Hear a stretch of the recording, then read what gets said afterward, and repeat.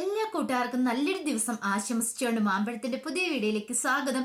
നമുക്ക് നേരെ ഗൗതമിന്റെ അളകനന്ദയുടെ ഇന്നത്തെ നല്ലൊരു വിശേഷം കണ്ടാലോ. അങ്ങനെ സുജാതയും ഗാഥ ഇവിടെ ഉണ്ടെങ്കിൽ താൻ ഒരു നിമിഷം പോലും ഇവിടെ നിൽക്കില്ല എന്ന് ലക്ഷ്മിയമ്മയോട് പറഞ്ഞിട്ട് ഗൗതം അങ്ങോട്ട് പോവാണ്. ലക്ഷ്മിയമ്മയ്ക്ക് വല്ലാത്തൊരു സങ്കടമായിപ്പോയി. എന്ത് ചെയ്യണമെന്ന് അറിയത്തില്ല. ലക്ഷ്മിയമ്മ നേരെ മഹേഷിന്റെ അടിയിലേക്ക് എല്ലുവാണ്. ഈ സമയം മഹേഷിന് ഓരോന്നൊക്കെ ആലോചിച്ചുകൊണ്ടിരിക്കുന്ന സമയമായിരുന്നു. മഹേഷിന്റെ അടുത്ത് എന്നിട്ട് പറഞ്ഞു, മഹേട്ടാ എന്ത് ചെയ്യണമെന്ന് എനിക്കറിയില്ല. എന്താ ലക്ഷ്മി, എന്ത് പറ്റിയെന്ന് അറിയില്ല. ആ ഗൗതം ഉണ്ടല്ലോ, അവൻ എന്തോ ഒരു മാനസിക ബുദ്ധിമുട്ടുണ്ട്. അവനിപ്പോഴാണ്ട് ആ സുജാതേനെയും ഗാഥേനെയും ഇവിടുന്ന് ഇറക്കി വിടണമെന്ന് പറയുന്നത്. ഇറക്കി വിടാനോ? അത് മഹിയേട്ടാ, എന്താ സംഭവം എന്ന് എനിക്കറിയില്ല. അല്ലെങ്കിൽ അവൻ ഇവിടെ കാണില്ലെന്ന്. അവന്റെ മനസ്സിൽ എന്തോ ഒരു പ്രശ്നമുണ്ട് മഹിയേട്ടാ. ഒരു കാര്യം ചെയ്യും, മഹിയേട്ടൻ അവരോടൊന്ന് സംസാരിക്കാൻ പറയണം. അല്ല ലക്ഷ്മി, ഞാനിപ്പോ എന്താ?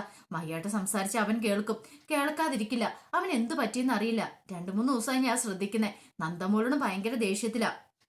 പാവം നന്ദമോള്, അതിനെന്ത് വിഷമമുണ്ടെന്നറിയാവോ? പക്ഷെ ഇവന്റെ ഉള്ളിൽ ഇപ്പൊ എന്താന്ന് മാത്രം എനിക്കറിയില്ല. അവന് തന്നെ ഇരിക്കുമ്പോ ഇങ്ങനെ ആലോചിച്ചിരിക്കുന്നതാണ്. ഗാഥേനെയോ സുജാത അവരെ ആരെയും കണ്ടിട്ടുണ്ടെങ്കിൽ അവരെ കുറിച്ച് സംസാരിക്കുമ്പോൾ തന്നെ വളരെ പരുഷമായ രീതിയിലാണ് സംസാരിക്കുന്നത്. അല്ല മഹിയേട്ട, അവനല്ലേ അവരിങ്ങോട്ട് കൊണ്ടുവന്നേ, പിന്നെന്തിനാ അവരെ കുറിച്ച് പറയുമ്പോ ഇങ്ങനെ ദേഷ്യം കാണിക്കുന്നേ?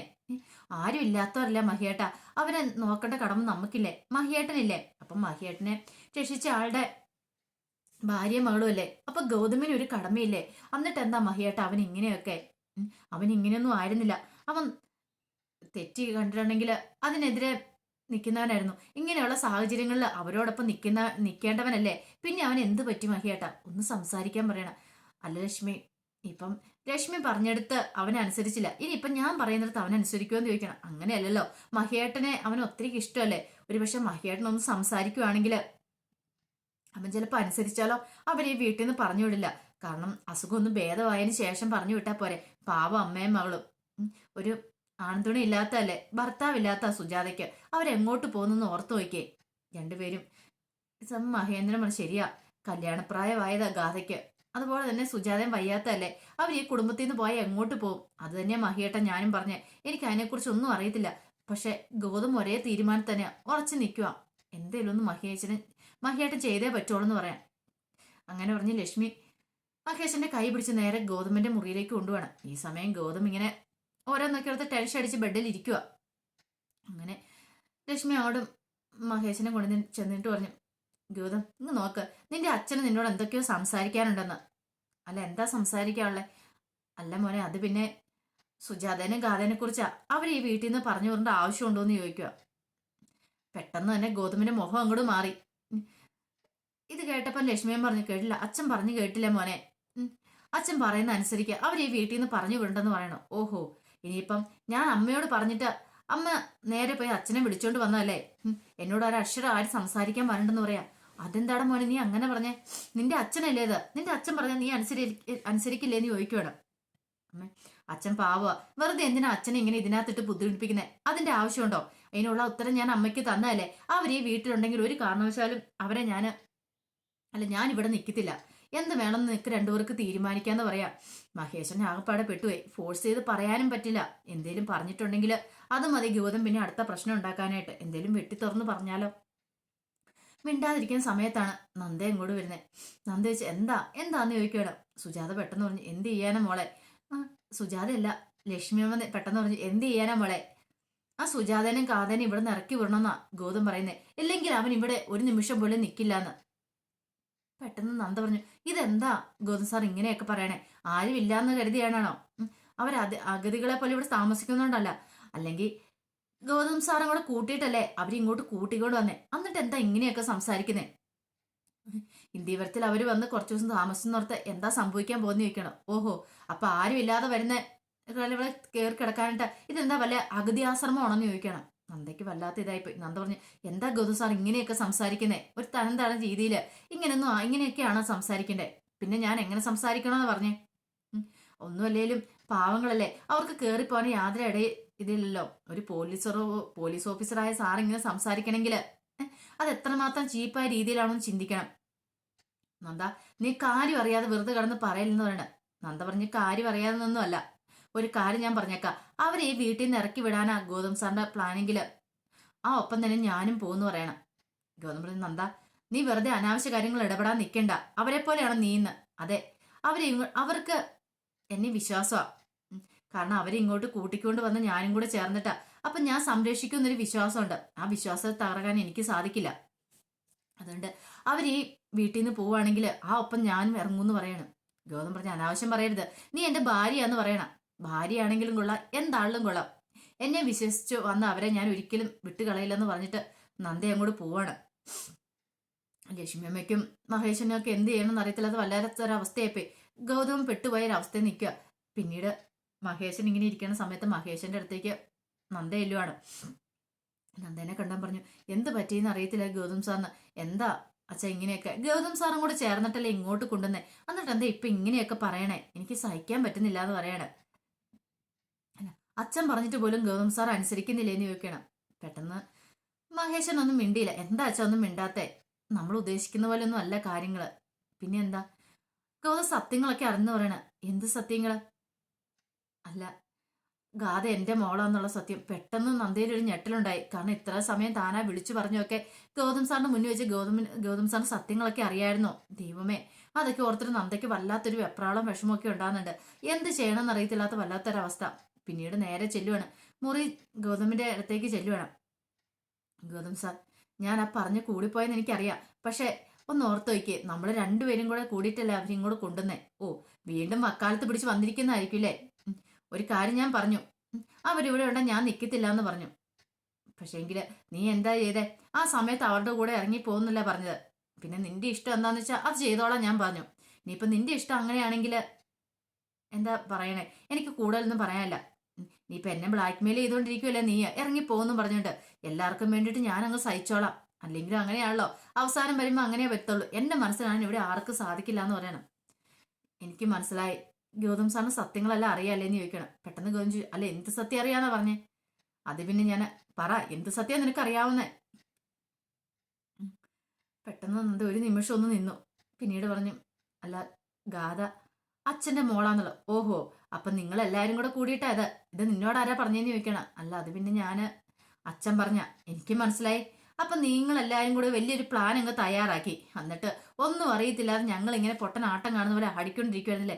എങ്ങനെ തോന്നി നന്ദ നിനക്ക് എന്ന് ചോദിക്കണം. അല്ല ഗൗതം സാർ, തെറ്റായ രീതിക്ക് എടുക്കരുത്. അന്ന് നീ എന്തുകൊണ്ട് എന്നോട് ഇതുവരായിട്ടും പറഞ്ഞില്ല? അല്ല അത് പറഞ്ഞിട്ടുണ്ടെങ്കിൽ ഗൗതം സാറിന് വിഷമാവൂലെന്ന് കരുതിയ. ഇനി അത് പറഞ്ഞാൽ മതിയല്ലോ. ചതിക്കാൻ കൂട്ടുന്നപ്പോ നീ ഒന്നും ഓർത്തില്ലല്ലേന്ന് ചോദിക്കുക. സാർ, ഞാൻ ആരും ചതിച്ചിട്ടൊന്നുമില്ല. എന്റെ മനസാക്ഷിക്ക് നിരക്കാത്ത കാര്യങ്ങളൊന്നും ചെയ്തിട്ടുമില്ല. ശരിയെന്ന് തോന്നുന്നു മാത്രമേ ഞാൻ ചെയ്തിട്ടുള്ളൂ. അവരെങ്ങോട്ട് ഇറങ്ങി പോകാനാ സാർ? ഒന്ന് ഓർത്ത് വയ്ക്കേ. അവർക്ക് പോകാൻ വല്ല ഇടമുണ്ടോ? അതൊന്നും എനിക്ക് അറിയേണ്ട ആവശ്യമില്ല. നീ പിന്നെ ഈ വീട്ടിൽ നിന്ന് ഇറങ്ങി പോകുമെന്ന് പറഞ്ഞുകൊണ്ട് മാത്രമാണ് അവരെ ഇവിടെ നിൽക്കാൻ ഞാൻ സമ്മതിച്ചിരിക്കുന്നത്. അവരുടെ അസുഖങ്ങൾ ഭേദമാവുന്നോടം വരെ. പക്ഷെ അത്രയും കാലം അവരിവിടെ നിൽക്കണമെന്നൊന്നും യാതൊരു നിർബന്ധമില്ല എന്ന് പറയണം. അവരെ കാണുന്ന തന്നെ എനിക്ക് ദേഷ്യമെന്ന് പറയണം. ഇങ്ങനെയൊന്നും പറയരുത്. കാരണം ഗൗതം സാർ ഇങ്ങനെ പറഞ്ഞിട്ടുണ്ടെങ്കിൽ ഒന്ന് ഓർത്ത് വയ്ക്കും. അവരെക്കുറിച്ച് ചിന്തിച്ചിട്ടുണ്ടോ എന്ന് ചോദിക്കണം. ഞാനതിന് അവരെക്കുറിച്ച് ചിന്തിക്കണം? ഞാൻ എന്നെക്കുറിച്ചും എന്റെ അമ്മേനെക്കുറിച്ചും ഈ ഇന്ത്യവരത്തെയും കൂടെ ചിന്തിച്ചാൽ മതി. അല്ലാതെ നാട്ടുകാരെ കുറിച്ച് ചിന്തിക്കേണ്ട ആവശ്യമൊന്നും എനിക്കില്ല. ഇനി മേലാല് ഇത്തരം കാര്യം പറഞ്ഞുകൊണ്ട് എൻ്റെ അടുത്തേക്ക് വന്നേക്കല്ലെന്ന് പറയണം. നന്ദയ്ക്ക് വല്ലാത്ത സങ്കടമായിപ്പോയി. നന്ദ പൊട്ടിക്കരഞ്ഞുകൊണ്ട് അവിടെ നിന്ന് കൂടെ പോവാണ്.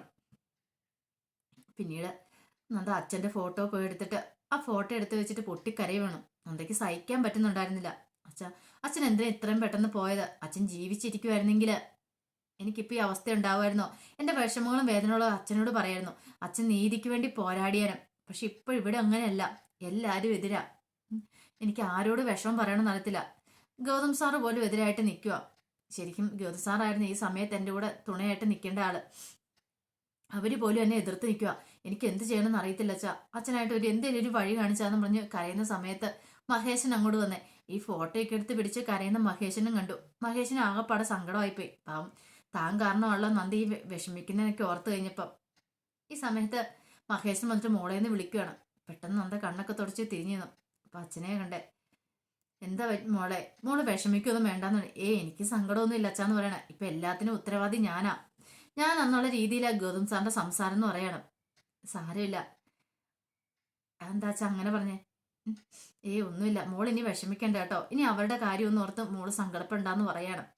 എന്താ അച്ഛാ അങ്ങനെ പറഞ്ഞേ? അച്ഛൻ എന്തേലും വഴി കണ്ടിട്ടുണ്ടോന്ന് ചോദിക്കണം. എന്തേലും എത്രയും പെട്ടെന്ന് ചെയ്യണം മോളെ. അല്ലെങ്കിൽ ഇവിടെ നിർത്തിയിട്ടുണ്ടെങ്കിൽ ശരിയാവത്തില്ല.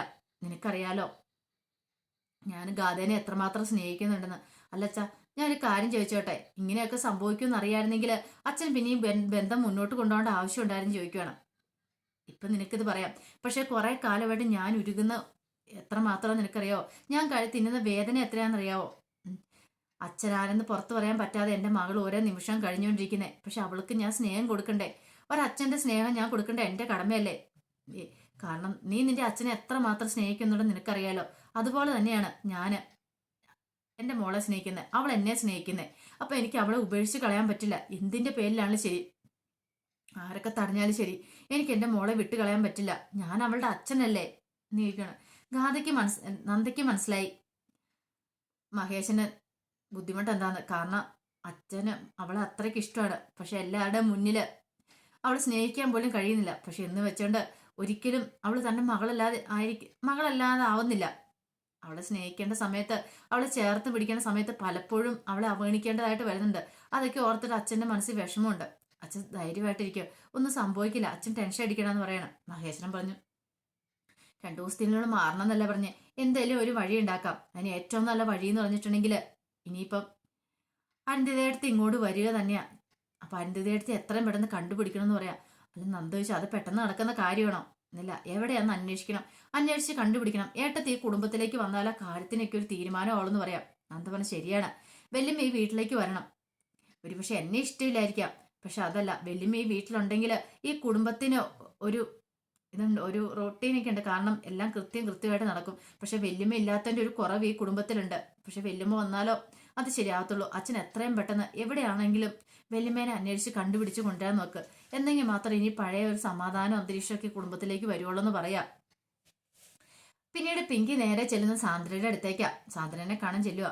സാന്ദ്ര, എന്തൊക്കെയുണ്ട് വിശേഷങ്ങൾ?